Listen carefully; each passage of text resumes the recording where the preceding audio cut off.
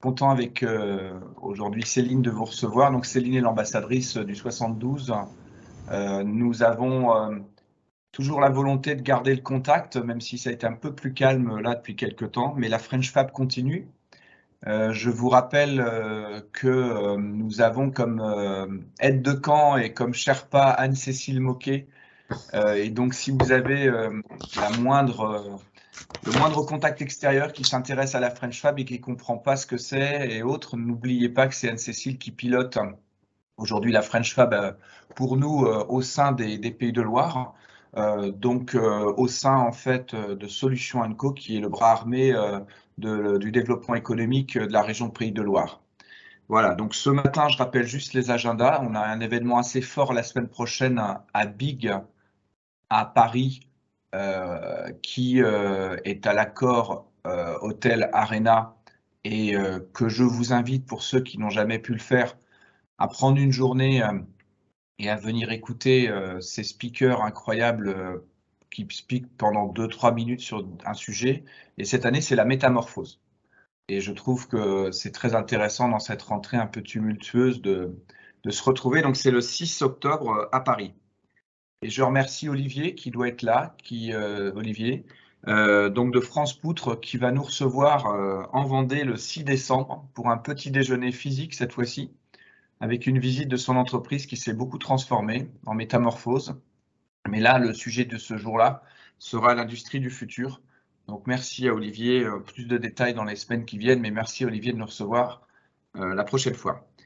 Je laisse la parole à Frédéric et à Céline qui vont vous commenter le sujet du jour, qui est donc le salon Vivatech, qui a fait l'objet d'une grande campagne d'accompagnement de la région Pays de Loire et qui va nous être conté ce matin. Et n'hésitez pas à interagir. Merci à tous. À toi, Frédéric. Merci David. Bonjour à tous. Et je vais vous partager mon écran. Vous me direz si c'est bien visible. Super, Frédéric. OK. Alors, donc aujourd'hui, je vais vous présenter les résultats d'une mission d'exploration qu'on a menée dans le cadre du salon Isiva Technologies. Donc, je commencerai par vous présenter le salon, vous rappeler la méthodologie qu'on a mis en place, qui est assez innovante, qu'on a mis en place avec l'aide du CDM et de WeNetwork. Ensuite, je passerai un peu de temps à vous présenter des grandes tendances qui sont ressorties en vous présentant une sélection. C'est simplement un extrait des jeunes entreprises innovantes qui ont été retenues par les industriels qui ont participé à cette mission. Ensuite, on fera un petit rappel pour montrer comment ont évolué ces grandes tendances par rapport à la mission 2021. Et on terminera par un petit exercice de prospective, de projection, auxquels se sont prêtés les industriels pour imaginer leur entreprise en 2030. Et puis on conclura. N'hésitez pas à intervenir, à poser des questions dans le chat. Cécile pourra les relever. Je sais qu'on a la chance d'avoir parmi nous Sonia qui a organisé la session, Charles aussi de WeNetwork, ainsi que Modeste et Edouard qui eux-mêmes ont participé. Donc, si vous avez des choses à rajouter, n'hésitez pas. On est dans un échange ce matin. Alors, il faut que je vous présente dans un premier temps Viva Technologies. C'est un salon qui, en discutant avec David et Céline, on se rend compte que c'est un salon que les industriels ne connaissent pas, puisque c'est, de par son nom, assez connoté technologie numérique. Vivatech, c'est le gros salon de l'innovation technologique en Europe. Il y a 91 000 personnes qui s'y rendent sur 4 jours. Retenez que sur ce salon, on y trouve des jeunes entreprises innovantes, ce qu'on appelle communément des startups, et on en a à peu près 2000. Donc c'est assez énorme et c'est très concret, en tout cas dans la proposition de valeur, même si quand on regarde finalement la manière dont c'est présenté, c'est un salon qui est relativement immatériel, ce qui justifie le fait que nous, région, on propose une mission d'accompagnement pour pouvoir identifier les belles innovations à aller justement voir, puisque le temps est compté. Et bien entendu, 2000 exposants, on ne peut pas tous les faire. Donc ça, c'est notre job au niveau de la région. Donc la région est présente sur ce salon depuis 2021 avec un pavillon sur ce salon. Et globalement, on a un enjeu à la région, c'est soutenir les industriels sur le volet innovation et leur permettre de découvrir des nouvelles technologies. Donc c'est pour ça que la région finance cette opération qui est organisée par Solutions Eco, le CDM et WeNetwork. Quelques mots sur la méthodo. C'est important qu'on vous la présente, puis c'est ce qui a permis d'aboutir à ce cahier tendance. On n'est pas sur une learning classique où on vient, entre guillemets, simplement proposer une visite le jour J et puis c'est terminé. On fait une préparation en amont du salon quelques jours avant. L'idée de cette préparation, c'est de présenter la méthodologie et surtout créer un collectif, une dynamique de groupe. Et ça, c'est important, vous le verrez, parce qu'il y a énormément de partage de coups de cœur, de choses qui sont intéressantes entre les industriels. Et c'est ça qui, je pense, crée énormément de valeur dans cette aventure. Le deuxième temps, c'est la découverte du salon, mais ce qui est important à retenir aussi dans ce deuxième temps, c'est qu'on fait un travail, nous, de sourcing. Parmi les 2000 exposants, on a la chance sur le Vivatech d'avoir le Hub Institute, qui est affilié à Vivatech, qui connaît très bien le salon et qui nous propose en gros entre 30 et 40 startups, qu'avec le CDM et Solutions Eco et WeNetwork, on affine en sélectionnant simplement une dizaine pour constituer le fil rouge de la visite guidée qui se déroule la matinée donc cette année, c'était le 16 juin. Et l'après-midi, on laisse visite libre aux industriels qui sont en charge de préparer et d'aller chercher les innovations qui les intéressent de manière spécifique. Et puis entre les deux, on fait une découverte des entreprises qui sont sur le pavillon des Pays de la Loire. Et vous verrez, il y en a un certain nombre qui ressortent dans les coups de cœur. Donc ça, c'est intéressant aussi. Et puis enfin, le temps 3 qui, je dirais, c'est le moment où on se retrouve une demi-journée. Je rappelle que les 2 temps 1 et 3 se font en physique. On se rend compte que ça a beaucoup plus de valeur et de capacité à créer vraiment des vrais échanges fructueux. Et du coup, c'est un moment où on partage les coups de cœur, où chacun dit qu'est-ce que moi j'ai retenu, qu'est-ce que j'en retire. Et ça nous permet ensuite à l'équipe Sonia, Charles et Solutions Eco, en fait, d'extraire la matière et de formaliser tout simplement, puisque je les remercie d'ailleurs, ce sont les industriels qui contribuent à donner toute la valeur qu'on va vous présenter aujourd'hui. Alors justement, ces grandes tendances, on va rentrer tout de suite dans le fil du vif du sujet. Le temps est compté, mais voilà, on va essayer d'aller dans la précision sans forcément tout vous dire. D'ailleurs, sachez que vous aurez accès au carnet de tendances qui sera communiqué par Anne-Cécile dans les jours qui suivent, dans lequel vous aurez vraiment toute la matière pour aller prendre le temps avec les bons liens qui vous permettront d'aller vérifier en détail ce que fait l'entreprise innovante, les contacts aussi pour pouvoir les justement prendre en tâche si besoin. Et puis n'hésitez pas à nous poser des questions aussi à Anne-Cécile et à moi si vous avez des questions sur des innovations qui seront présentées pendant ce temps ou dans le carnet de tendances. Alors les grandes tendances qui ressortent, donc on vous les a affichées à l'écran, on a identifié 5. Il y en a 2 qui sont en lien avec la thématique environnementale, donc ça concerne l'optimisation de l'énergie et des ressources et les nouveaux matériaux. Vous verrez qu'on vous a extrait quelques innovations qui nous ont paru intéressantes. Donc la thématique environnement, on en a 2 qui sont sur la gauche, blockchain, robotique et IA, qui sont en lien avec les nouvelles technologies. Et puis une 5e qui est celle qui concerne l'humain, des innovations qui mettent l'humain au centre et avec un prisme d'innovation sociale et sociétale qui est hyper intéressante. Vous le verrez.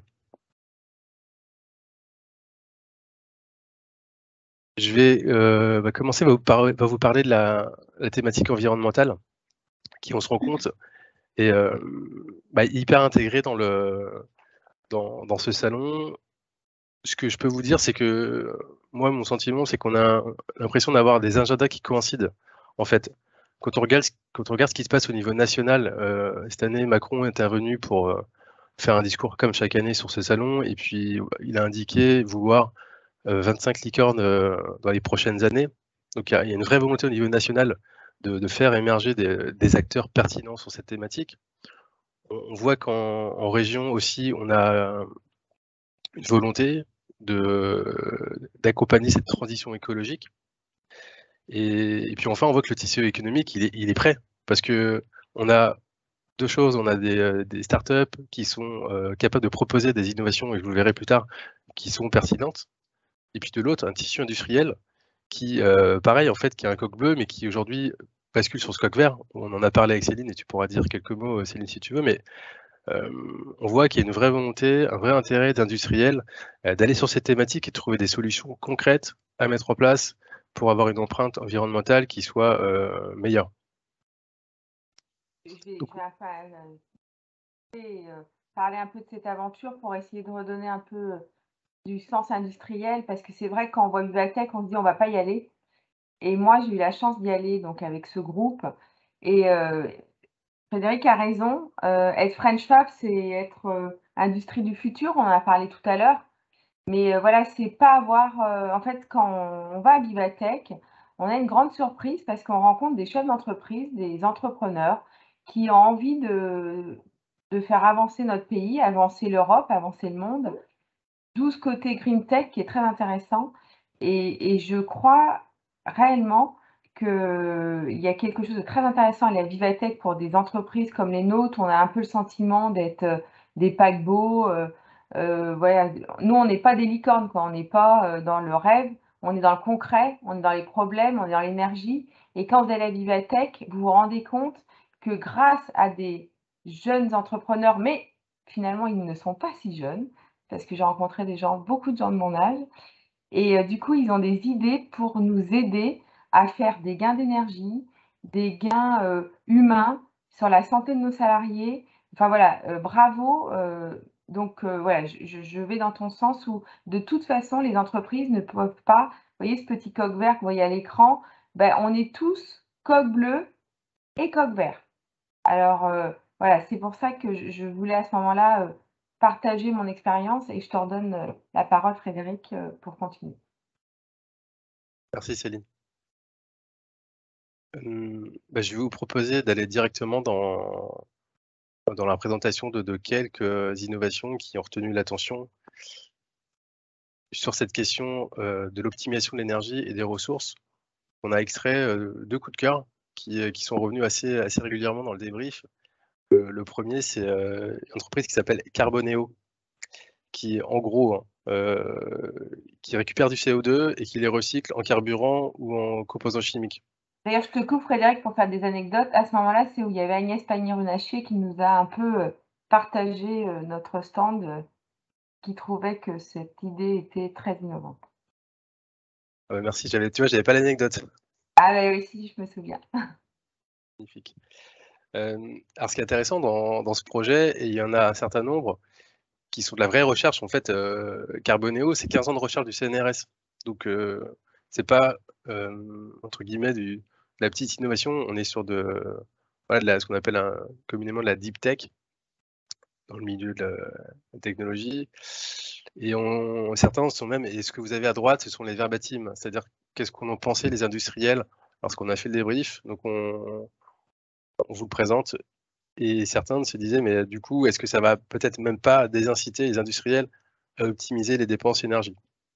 C'est une question qui a été posée. Et puis d'autres se disent, c'est presque entre guillemets trop beau pour être vrai. Mais bon, entre guillemets, c'était proposé et hyper intéressant. On a aussi extrait Air Booster qui permet en gros d'avoir un système dans la tôle des murs en fait des bâtiments grâce au soleil. Donc la tôle chauffe et ça permet d'avoir une diffusion dans tout le bâtiment. Donc c'est assez basique. D'ailleurs, c'est ce qui est dit dans le dans le verbatim, mais carrément efficace. Et du coup, ce qu'on retient aussi, c'est qu'on a des innovations qui sont assez rapidement intéressantes à mettre en œuvre dans les entreprises à très court terme.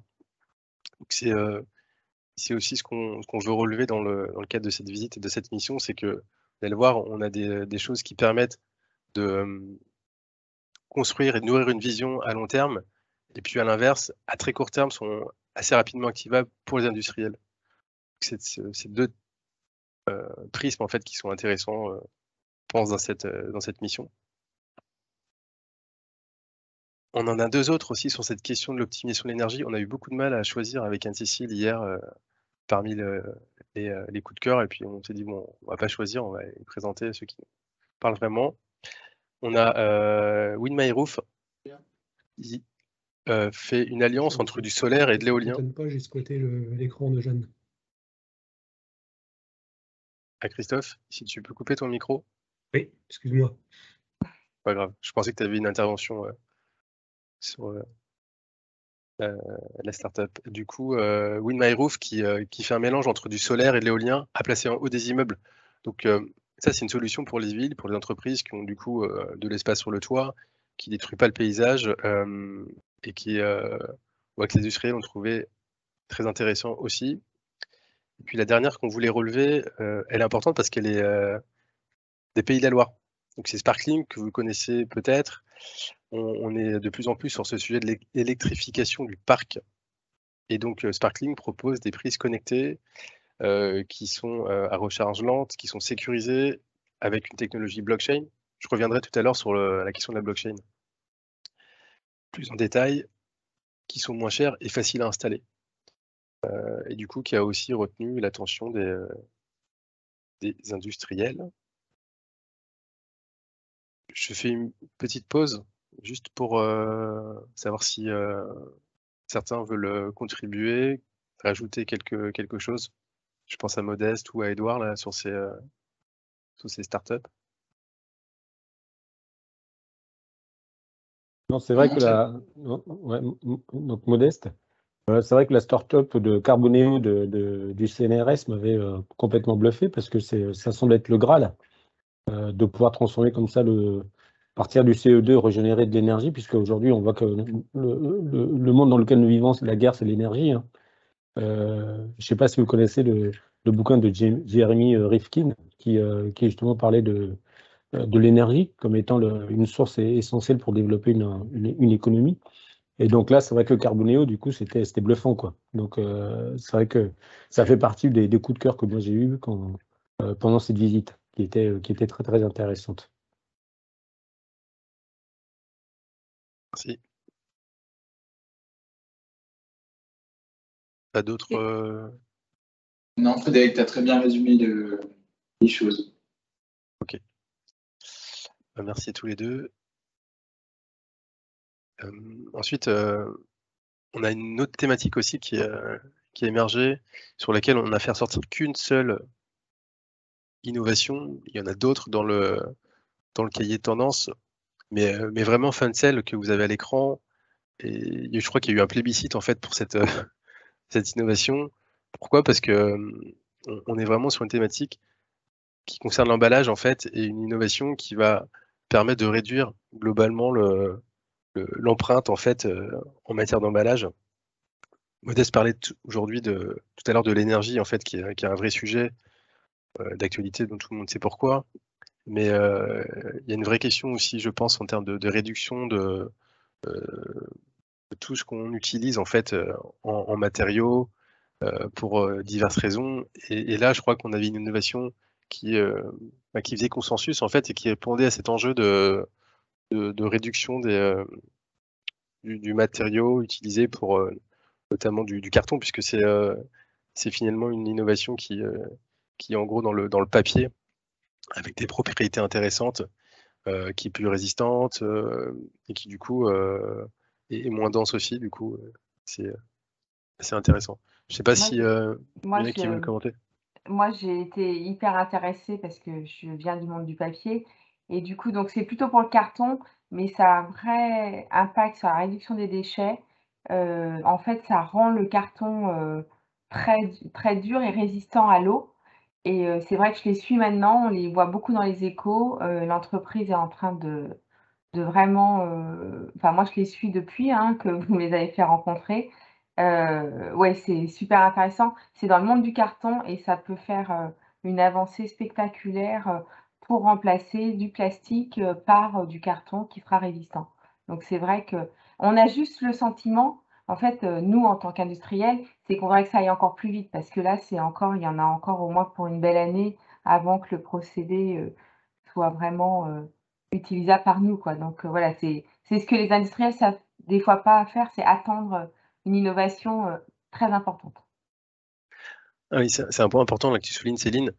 Sur Vivatech, on a que des innovations qui sont prêts à être commercialisées. Alors on voit que dans certains cas, il faut entre guillemets attendre parce que peut-être que la proposition n'est pas suffisamment aguerrie pour un usage industriel, mais on n'est vraiment pas sur des idées ou des projets, on est sur des boîtes qui sont prêtes à être là parce que on a un visitorat qui sont des clients, des investisseurs et qui cherchent des choses qui sont déjà éprouvées en termes de modèles, de capacité à délivrer une vraie valeur en termes de produits ou de services.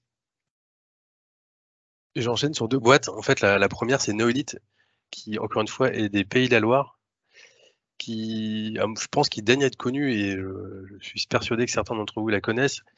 Mais en gros, eux, ce qu'ils font, c'est qu'ils transforment des déchets qui ne sont pas recyclables en pierre, tout simplement. Donc, ça a été breveté. Et c'est un développement intéressant dans le contexte où on voit quand même que, et certains le faisaient remarquer sur à droite, je ne sais pas qui est-ce qui avait fait ce petit calcul, mais globalement, réaliser que si on prend le marché du gravat en France, qui est à peu près de 400 millions de tonnes, en réutilisant simplement que 10% de cette masse, on restait quand même sur 40 millions. Donc sur des volumes intéressants. Ils ont 2 démonstrateurs fonctionnels et en 2023, ça sera à peu près 30 machines. Donc on voit que ce sont des boîtes qui ont des croissances assez rapides. La deuxième, c'est Scale, qui a créé ce qu'on appelle la Scalite, qui est intéressant parce que, en gros, ça permet de créer une matière qui ressemble au marbre dans son aspect et dans ses qualités intrinsèques qui la rendent assez particulière. Et c'est fabriqué à partir d'écailles de poisson. Donc c'est pareil, c'est ressorti de la part des industriels.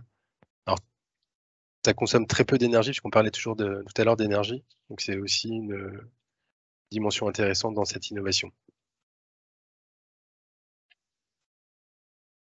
Est-ce qu'il y a des réactions là sur ces 2 entreprises? Non, moi, je voulais juste revenir sur Funcell pour confirmer la frustration que ça peut créer, puisque on est en refonte de l'ensemble de nos packaging et j'ai voulu du coup sourcer de l'innovation dans ce domaine. Et effectivement, Funcell est plus qu'une innovation et on a hâte que ça arrive pour pouvoir l'intégrer à notre process, pour pouvoir rendre les packaging de 2 ou 3 fois plus léger et pour autant toujours aussi résistant et beaucoup moins polluant. C'est vraiment une technologie, comme le disait Céline, à surveiller de très près pour nous tous. Super. Et sur Neolite ou Scale, il y a des réactions?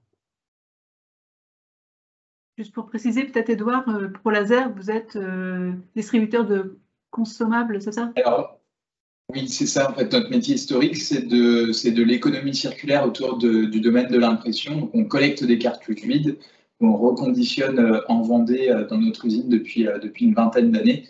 Et donc, nos produits sont distribués grâce à des packaging qu'on conçoit en carton et qu'on distribue auprès de nos clients qui sont essentiellement de la MDD, pour lequel on consomme énormément de carton.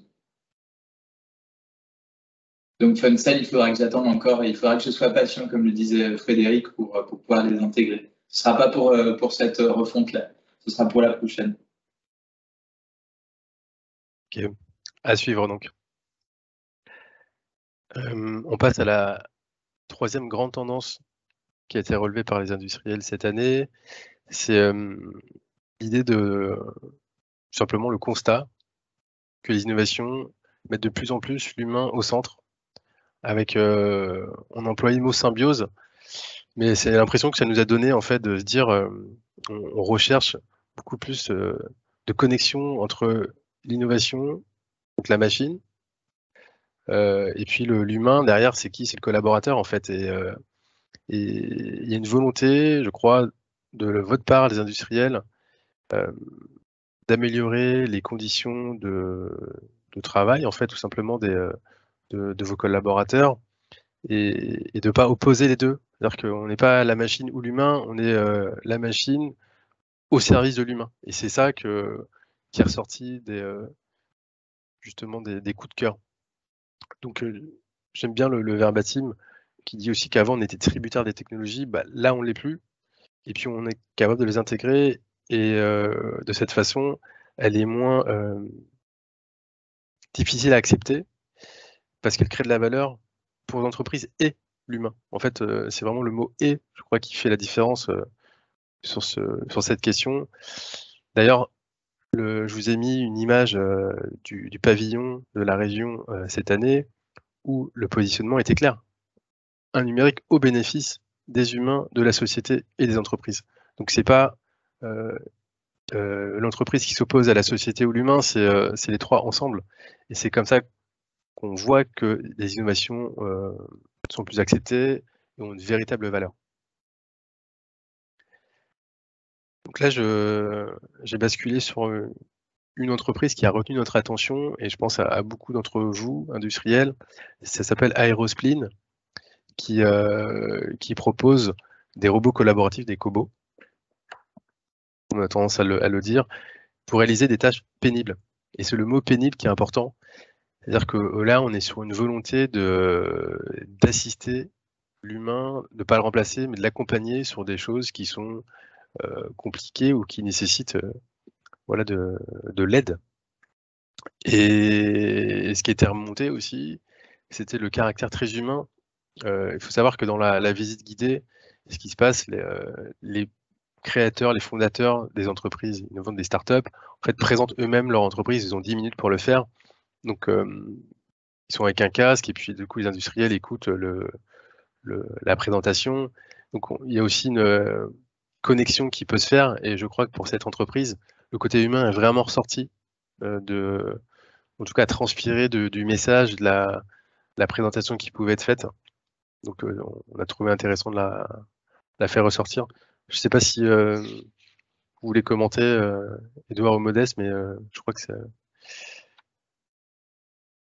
Non, enfin, avec ma concept, donc Modeste, on est fabricant de machines, donc de machines spéciales, et donc Aerospleen, le métier d'Aerospleen fait partie d'une des lignes de produits que nous développons également, hein, sur les cellules robotisées de ponçage ou de meulage ou d'usinage. Donc forcément, c'est un sujet qui, moi, me parlait beaucoup. Et c'est vrai qu'il a le présentateur qui était là a réussi à faire ressortir donc de l'humanité dans ce travail, parce que souvent, quand on arrive sur certains sites, les opérateurs, ils ont juste peur qu'on automatise et qu'on leur pique leur boulot. Et c'est vrai qu'on le ressent fortement. J'étais encore récemment dans une société de tôlerie, et donc j'étais avec le gérant qui m'amène donc sur l'endroit où travaillait donc le salarié, donc le compagnon, puisque c'est un compagnon qui est quand même expert en soudage, et qui fait aussi du meulage et du ponçage. Donc, c'est-à-dire 50% de son temps, c'est du soudage, donc d'expertise. Et de l'autre côté, il y a le travail de meulage et de ponçage qui est pénible. Et ben, j'ai surpris parce que le compagnon, on lui a dit, ben, ça serait bien que tu nous expliques comment tu fais, où est-ce qu'on peut enlever de la pénibilité. Il a dit, ben non, j'en ai pas besoin, en fait, je me sens super bien. Je suis jeune et tout, j'ai la pêche, quoi. Et en fait, c'est surprenant. Et là, le présentateur a réussi à transmettre l'humanité, en fait, le pourquoi on le fait, et c'était super intéressant. Et donc ça, c'est vraiment une approche qui m'a interpellé, parce que c'est vraiment ce que nous, on vit au quotidien en tant que fabricant de machines spéciales, pour aider justement à enlever les pénibilités, les TMS dans les postes de travail, quoi. Ouais, c'est intéressant. On voit effectivement que la vie, ta Vivatech inspire. Et c'est ça que je retiens aussi dans ton message, Modeste. Tout à fait, absolument, oui. Il y a Emmanuel qui demande de faire préciser l'origine ou la localisation des startups. Je ne sais pas si tu as cette info, Frédéric. Je l'ai pas de tête et je l'ai pas devant moi, mais Aerospin, je me demande si c'est pas étranger, genre allemand ou non, j'aurais dit La Rochelle. La Rochelle, ah, c'est français. Ah oui, d'accord. Ouais, c'est français, c'est français. Je dirais Bordeaux, Aerospin. Ouais, Bordeaux, ouais, par là. Ouais. On n'est pas loin, Bordeaux, La Rochelle, on n'est pas loin. C'est sur la côte. C'est sur la côte, ouais. Il est bien placé, le monsieur. C'est chez nous. Mais c'est vrai, c'est une bonne question parce que Vivatech, on est sur un salon international et on a beaucoup de Français quand même dans ce qui est ressorti, je trouve, dans les startups, mais quelques internationales aussi, vous verrez dans le carnet de tendance. Et donc du coup, dans la slide suivante, vous avez Holo Industry, qu'on a trouvé très intéressante, qui permet d'avoir un écran tactile, donc, avec la technologie des hologrammes, qui est intéressante dans des zones exposées à des fortes chaleurs ou des éclats ou des produits abrasifs. Bref, dans des contextes, des milieux difficiles. Par définition, quand on est industriel, on peut être confronté à ces milieux-là, dits difficiles. Alors, on peut l'utiliser avec des gants, avec des mains mouillées, et du coup sans abîmer l'écran. Dans un contexte de crise sanitaire qui va peut-être se reproduire, donc les industriels ont vraiment vu la valeur de ce type d'innovation. Et puis on a aussi Stimuline, qui est complètement différent de l'eau industrie et des autres. Donc c'est une boîte qui est dans la région de Pays de la Loire, qui a été développée par une jeune femme qui a vraiment, j'ai discuté avec elle, en fait je la connais bien, souhaité trouver une solution pour aider les patients atteints d'Alzheimer, pour offrir une vraie solution sociétale à des personnes qui en ont besoin. Et donc il y a une dimension vraiment humaine dans ce projet qui a du sens. Et quand on regarde le verbatim, certains disaient bah, parfois on ne sait plus trop pourquoi, bah, là on sait. En fait, elle sait, puis nous on l'a vu. Et dans un monde où, par exemple, les NFT, vous verrez tout à l'heure, on ne comprend pas toujours très bien pourquoi c'est là, l'utilité. Bah, dans ce genre d'innovation, c'est assez clair. En fait, l'innovation, elle est là pour répondre à une problématique. Et la dimension humaine, elle est au centre du projet. Donc ça a été aussi un vrai coup de cœur qui a été relevé par les industriels et qu'on est très fiers d'avoir eu sur notre pavillon cette année. Est-ce qu'il y a des remarques sur globalement là sur le côté humain, sur ces deux startups, des témoignages, des anecdotes?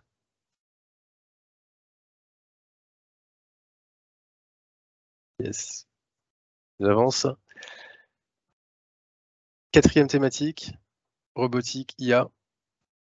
Donc, alors là, c'est pareil. Moi, quand je vois cette thématique, j'ai vraiment l'impression qu'il y a des agendas qui coïncident à tous les niveaux. On voit qu'au niveau européen, la Commission européenne est voilà, très entreprenante en fait sur ce sujet. Elle souhaite ne pas prendre plus de retard que ça par rapport à la Chine, par rapport aux US, avec une volonté de se démarquer et de mettre en place une IA qui soit éthique, qu'elle soit de confiance, du coup qu'elle se démarque en fait de ses concurrents chinois et américains.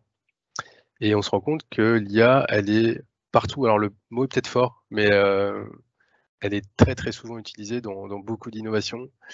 On est beaucoup moins sur un buzzword d'hier ou avant-hier.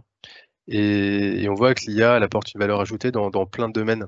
Elle adresse l'industrie, comme vous le verrez, mais pas que. C'est très très large. Et puis, quand je parlais d'agenda qui coïncide, c'est vrai au niveau européen, c'est vrai au niveau national. Et puis, c'est encore plus vrai au niveau régional, puisqu'on a eu la chance, il y a quelques mois, d'être lauréat de la Commission européenne pour notre projet DIVA, qui est un Digital Innovation Hub qui vise à démocratiser, sensibiliser et accompagner les entreprises des Pays de la Loire à mettre en place des projets d'IA dans leur entreprise. Donc ça va être concret dès le 1er janvier 2023. Et donc on a eu la chance de faire l'annonce lors de Vivatech du fait d'avoir été nommé par la Commission européenne. Donc ça s'appelle DIVA. Donc vous aurez le lien du site internet dans le cahier de tendance. Donc on vous a extrait de quelques startups. Donc à l'écran vous avez Qubin, qui est une solution vraiment pour le processus et la supply chain des industriels. Donc moi ce que j'ai trouvé hyper intéressant là dans cette boîte, je vais vous dire après ce qu'elle fait, mais c'est que certains nous disaient, bah, nous concrètement, on va l'étudier et on va le lancer rapidement, et que c'était une belle découverte. Donc je parlais tout à l'heure du côté capacité à activer à court terme des innovations. Bah, là, je pense qu'on a un exemple très concret. Du coup, Qubin, bah, ils utilisent l'IA. C'est une solution e-logistique qui est complète et intelligente, qui est intégrée avec les principales plateformes e-commerce, qui permet d'importer des données utiles d'une entreprise, en fait de votre entreprise, pour pouvoir, grâce à un algo d'IA qui va trouver le meilleur partenaire d'expédition, ou le plus efficient, ou le moins cher, enfin il doit y avoir des critères, pour délivrer la commande. Et ils ont même, je crois, des entrepôts sur le territoire, justement, pour être capable de gérer cette logistique. Donc c'est, entre guillemets, assez basique, mais assez efficace.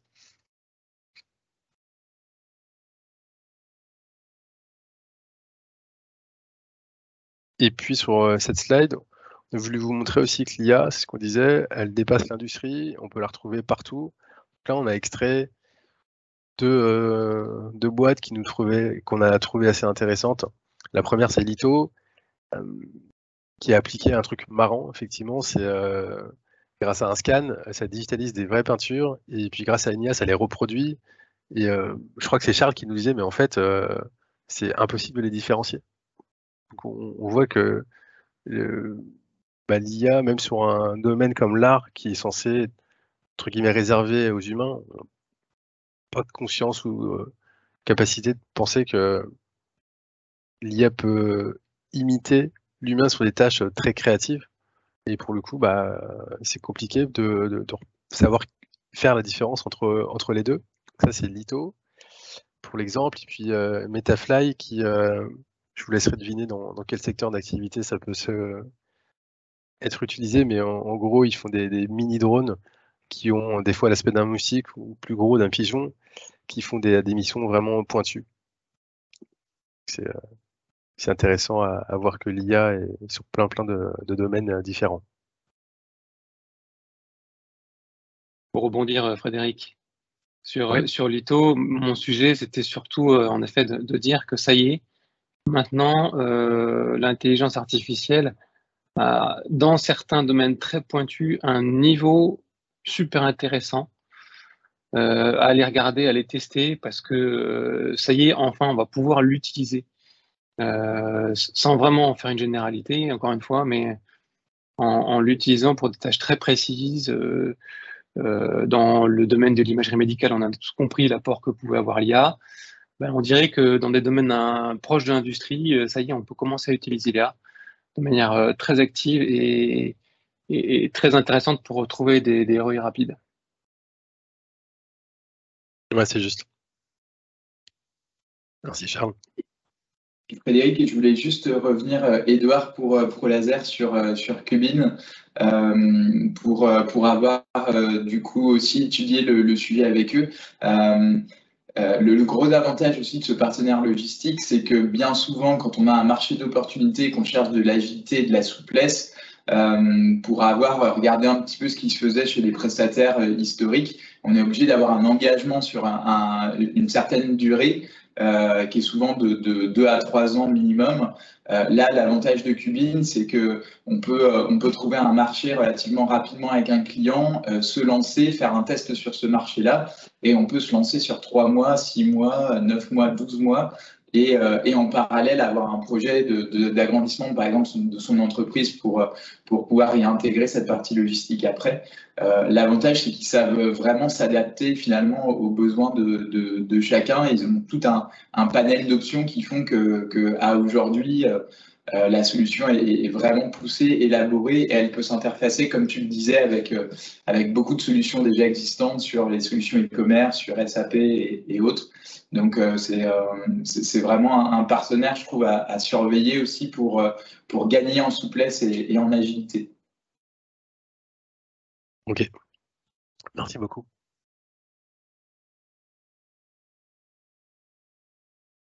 Alors là, j'avance sur la dernière grande tendance qui... Juste, Ouais. Frédéric, oui, juste Vas-y. avant de quitter le domaine de la cobotique, robotique et IA, moi, il y a également un concept qui m'intéressait. Je pense que c'est une autre manière d'appréhender le business. Et c'est jusqu'à présent, par exemple, on défendait surtout le concept du SaaS, c'est-à-dire que la plupart des logiciels maintenant sont vendus en SaaS, en Software as a Service. Et il y a un des stands où on était passé, où justement, il proposait un robot de gardiennage. Et du coup, il a élaboré le concept du MaaS, du Machine as a Service. Et j'avoue que moi, ça m'a troublé un peu. C'est-à-dire qu'aujourd'hui, c'est vrai qu'on fait des machines de plus en plus sophistiquées. Donc là, je parle toujours de fabriquer une machine pour l'industriel. Et quand on lui a posé la question de son business model, il a dit, en fait, nous, on a fabriqué le robot chien de gardiennage. Et en fait, on va mettre en place un concept de machine as a service. C'est-à-dire que le robot sera loué pour faire du gardiennage. Et donc, c'est eux qui vont continuer de maintenir la machine, etc. Et donc là, je pense que également, c'est un axe, enfin, un autre angle, un changement de paradigme aussi, peut-être, de la manière à venir de vendre nos machines outils, etc., machines as a service. Donc là, pareil, c'est un concept qu'on a vu sur le salon dans les domaines de la cobotique, de la robotique et de l'intelligence artificielle. Ouais, c'est hyper intéressant. Ouais. Quelqu'un qui veut réagir sur le sujet ou j'avance?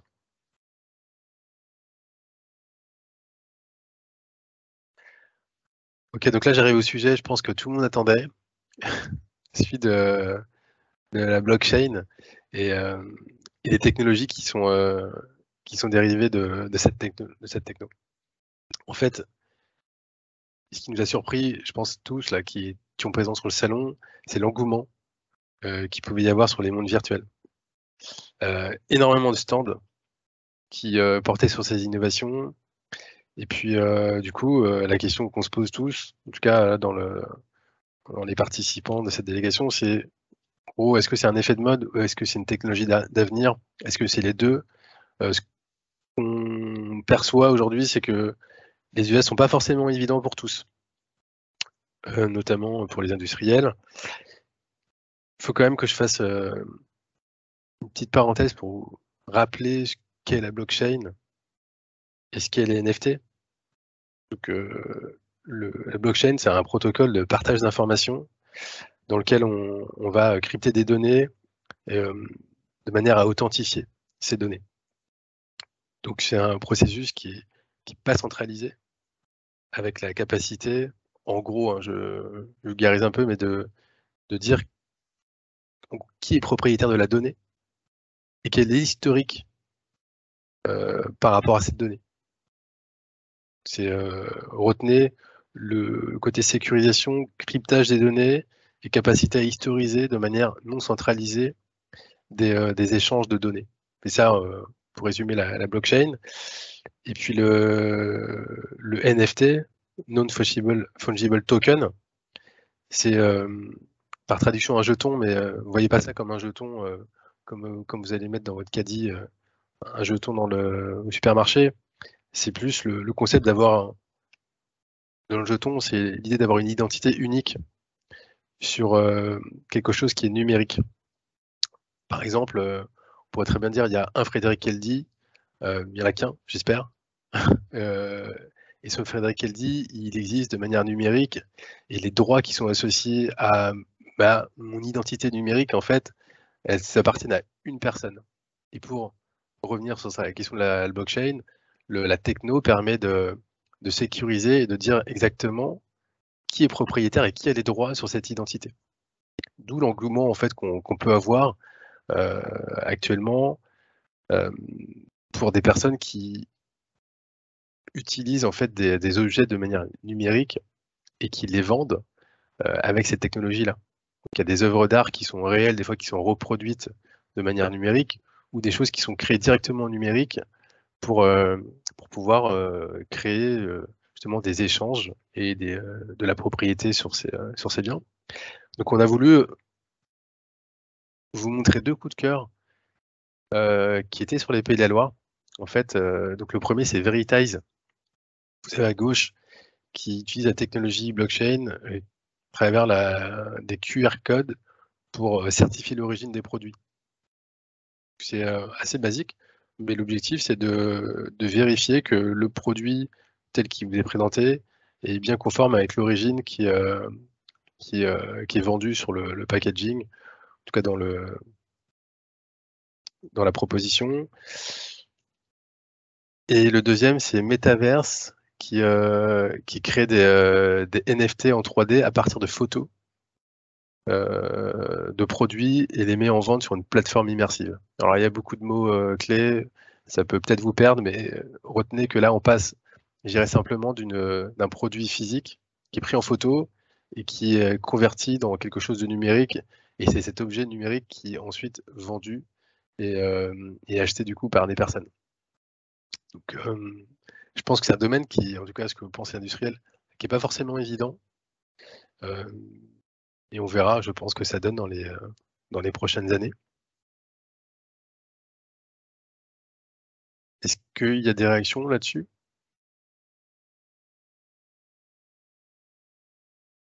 Sinon, je vais avancer, parce qu'Anne-Cécile m'a dit qu'on arrivait bientôt à la fin. Pour vous parler des... Je peux juste, Frédéric, faire un petit commentaire sur Veritize et puis Metaverse. Veritize, je les ai vus il n'y a pas très longtemps pour les intégrer, puisque au Centre Laser, on a une filiale notamment dans la santé. Et donc, quand on parle de contrefaçon, l'idée pour moi, c'était de créer une nouvelle marque de gants qui me permettrait d'avoir un QR code qui authentifierait les produits. Donc on est en train d'étudier ça avec eux, et simplement pour ceux qui pourraient être intéressés, le lancement en fait vraiment de la phase 1 de leur offre se fera certainement sur janvier, puisqu'ils sont encore en train de finaliser quelques éléments, mais le tout devrait être opérationnel sur le début 2023. Et pour Metaverse, ils ont bien grandi, puisque j'ai vu qu'ils viennent d'arriver à Station F, qui est une grande place de toutes les startups et futures licornes qui pumpent en France. Donc effectivement, les Angevins ont continué à progresser depuis le Vivatech. Donc on peut être très fiers de les avoir tous les deux, comme tu le disais, dans notre giron. Effectivement, Veritize, ils sont vendéens, et Metaverse, ils sont dans le 49. Pour être précis. Juste avant de passer à la slide suivante, il y a un point important, je crois, sur ces technologies qui résonnent avec la dimension environnementale. Sachez quand même que la techno blockchain est consommatrice, puisqu'on parle de beaucoup de données qui sont utilisées justement pour sécuriser, pour gérer l'historique. Et c'est une vraie question en fait de comment ces technologies vont se déployer, et quid de l'impact environnemental de ces technologies. Voilà, la question est posée. Quand on parle de crypto-monnaie, on est sur ces technologies blockchain, par exemple.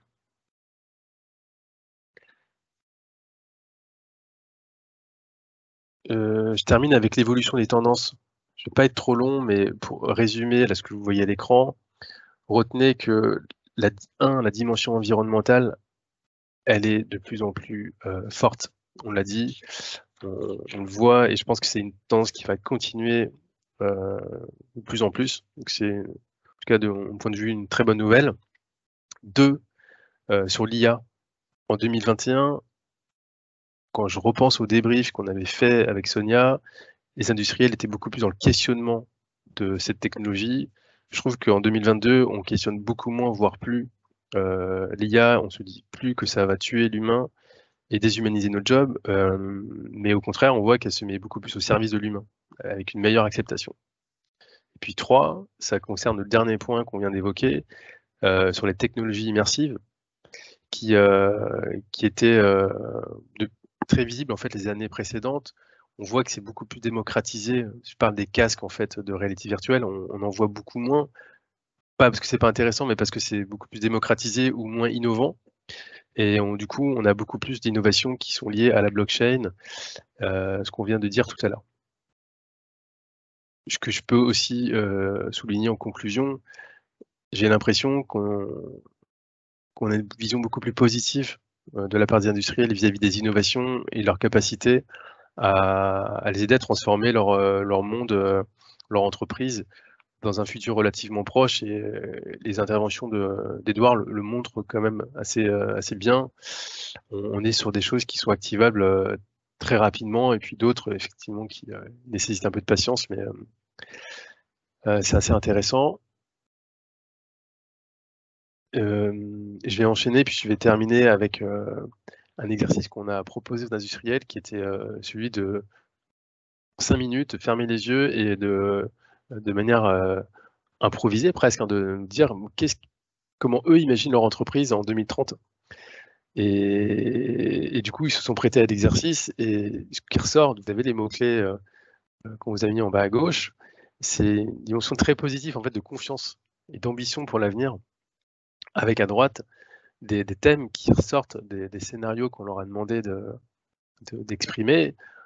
On retrouve des choses autour de l'organisation du travail, avec la volonté de s'appuyer sur le télétravail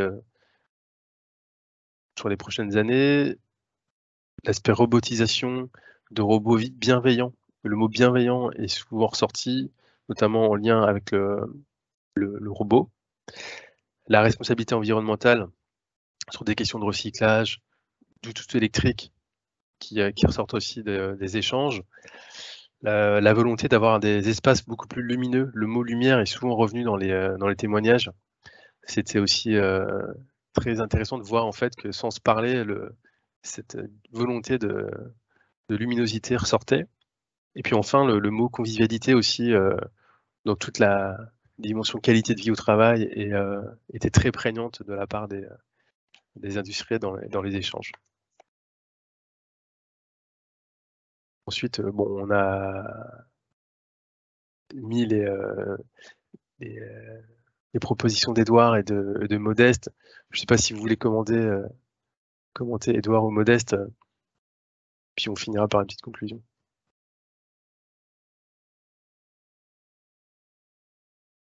Vous n'êtes pas obligé. Hein. On laissera des intervenants. Non, je disais pour ma part, je les laisserai découvrir notre vision. Mais ce qui était bien, c'est que finalement, on était un peu tous d'accord et on allait tous dans la même direction. Donc c'est ce que je retiendrai de notre vision, c'est qu'elle était commune, on va dire, et partagée. Ouais, c'est tout à fait, oui, je pense. Oui, absolument. Et puis positive, moi, c'est vraiment cette dimension de confiance en fait qui est ressortie, et c'est très très plaisant à observer, en tout cas de mon point de vue. Et puis j'en ai terminé. Nous, avec Anne-Cécile, on vous donne rendez-vous l'année prochaine, 2023, sur la prochaine mission d'exploration. On va vous envoyer le cahier tendance dans les prochains jours qu'on vous suggère de lire en détail, et puis pour inspiration. Et puis on en a fini pour aujourd'hui. Juste un petit mot de mon côté, Charles, WeNetwork, juste pour vous dire et partager que moi, l'expérience que j'ai vécue, c'est vraiment une expérience vivante, humaine, de vivre ensemble, d'émotions, d'être bousculé, d'être mis en cause. Et ça, j'ai trouvé hyper intéressant ça dans mon activité industrielle, parce que c'est une expérience de proximité. Il n'y a pas besoin d'aller à San Francisco pour justement créer un peu ce décalage avec l'activité qu'on a aujourd'hui dans l'entreprise. et qui est présente sur Vivatech. Donc ce serait dommage finalement de ne pas y aller, sachant que c'est vraiment des sujets à portée de main. Et je te remercie, Edouard, d'avoir témoigné sur le fait que ce sont des solutions qui sont activables. Chacune des boîtes qu'on a rencontrées, on leur passe un coup de fil et le lendemain, on peut les mettre au service d'une problématique de notre industrie. Pas besoin, effectivement, je le redigne, de se dire, ah mince, alors s'il faut qu'on travaille avec des Américains demain, avec Los Angeles, ça va être compliqué, on va mal se comprendre, etc. Là, il y a une proximité culturelle, il y a une proximité géographique. C'est des gens qui sont activables. Je trouve que voilà, c'est super d'en bénéficier, nous, industriels de la région. Je précise que tous les contacts des entreprises qui sont dans le carnet seront dans le document. Vous auriez accès aux mails et même au téléphone quand on les a eus. La participation à ce genre de mission, nous, on a posé avec la région un prix qui est de 150 €. Il faut le dire, sachez quand même que le prix du billet d'entrée, simplement l'entrée à Vivatech, c'est de l'ordre de 550, 600 €, que la région finance entièrement. Du coup, c'était important, je crois, de repréciser aussi ces ordres de grandeur, parce qu'il y a un vrai effort qui est fait par la région, là, justement, pour vous donner accès à ce genre de mission. Et l'enjeu aussi qu'on a à travers toute la méthodo, c'est de pouvoir en faire bénéficier, pas que les caisses industrielles, mais plus largement l'écosystème. Et c'est l'objet de petits déjeuners comme ce matin. Et je remercie la French Shop de nous avoir accueillis là, sur ce temps et de pouvoir diffuser et puis transmettre en fait ce qui est tendance. N'hésitez pas à le transmettre quand vous aurez le lien à des collègues, des personnes qui sont intéressées pour votre connaissance. Merci beaucoup, Frédéric. Est-ce que David, Céline, vous voulez donner le mot de la conclusion? Moi, j'ai envie de dire, pour l'avoir vécu, j'y retournerai bien. Donc voilà, on va partager. Donc courez vite à Vivatech. C'est pas un salon, voilà, c'est un salon vraiment d'avenir. Et j'ai aimé tout à l'heure ce que Charles disait. C'est aussi des gens, ça parle quasiment que français. Bon, de temps en temps, évidemment, ça parle d'autres langues, mais ça parle vraiment français. On peut trouver des innovations. On n'a pas besoin, voilà, c'est super. Pas besoin d'aller à Las Vegas. Au moins, on ne pollue pas. On prend un TGV qui est court en carbone et on reste des industriels qui faisons attention à la planète. Donc voilà, à bientôt à Vivatech, tous ensemble. Et merci à la région d'avoir organisé ce style d'événement. Merci. Merci Céline. Eh bien, je dirais rendez-vous à tous chez Olivier France Poutre hein, le 6 décembre. Et puis d'ici là, avec donc le Big la semaine prochaine à Paris pour ceux qui peuvent venir. Bravo Frédéric, Anne-Cécile et toute l'équipe et à très bientôt.